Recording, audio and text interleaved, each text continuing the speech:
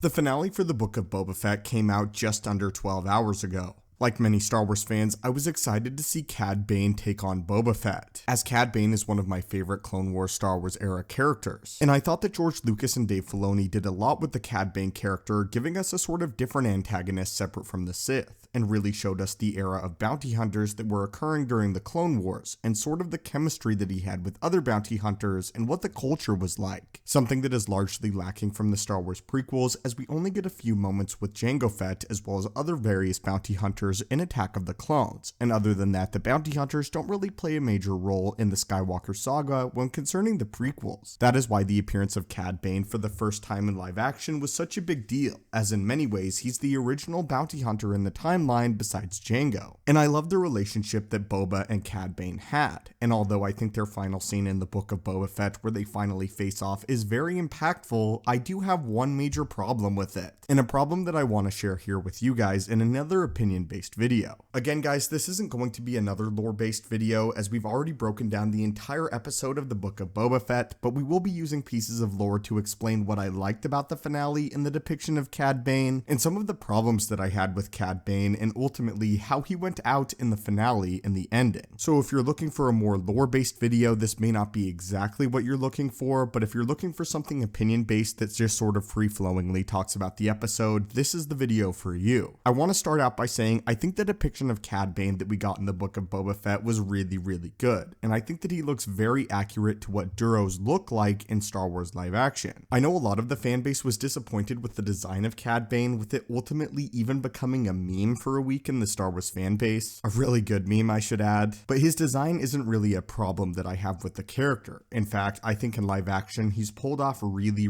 well. Small details that I really liked about Cad Bane is he seems a whole lot more gruff and a lot less playful in a way than he did in the Clone Wars as well as the Bad Batch, and I think that comes with just how old he is. I saw someone on Twitter break it down saying that Cad Bane would be around 71 years old at the time of the Book of Boba Fett, which is interesting because a Duro normally lives 70 standard human years, that being the upper end of their lifespan. I also like when he confronts Boba that this is actually brought up, Boba saying that he's no longer a kid and Cad Bane being referred to as an old man, which you really do get the sense of this, that Cad Bane is a character that has been through a lot, he's slow, and he's very grizzled at this point in time, but he's still exceptionally dangerous and a super quick draw. It's very clear at this point in time that Cad Bane is past his prime. Again though, these are not issues that I have with the Cad Bane character, they're just details that I noticed in the episode. The issue that I have with Cad Bane as a character is his appearance in the Book of Boba Fett was so astounding and so jaw-dropping, it's something that fans have wanted to see for years now. I remember speculating that Cad Bane would be a major player in the first season of The Mandalorian, seeing as all we really knew at the time of the first season of The Mandalorian is that Mando would have run-ins with the Empire and that he was a bounty hunter. And since Cad Bane's rumored return had been in the works for years at that point in time, we all expected that he could show up in the show. When the Book of Boba Fett came around though, I think we all expected on some level that Cad Bane could show up in any episode, and I personally wish that he had shown up a lot earlier. The final villain speech with Cad Bane and Boba Fett is one that holds a lot of depth, and I want to say that I think their final fight scene and their scene together is super important and impactful on the character of Boba Fett as well as what the show was going for. Not so much necessarily what the show achieved in the end, but very much the message that they were going for, with Boba Fett trying to turn over a new leaf and turn over a new leaf as a kingpin that would rule justly on Tatooine, trying to move past his killer ways, having learned from his encounters with the Tusken Raiders and his development as a character, trying to get rid of that killer side and that killer mentality of himself that Cad Bane believes will always be within him, something that we learn at the end it will in fact always be within Boba, but that doesn't mean that Boba Fett can't progress as a character, something that I think the Boba Fett show should have leaned into far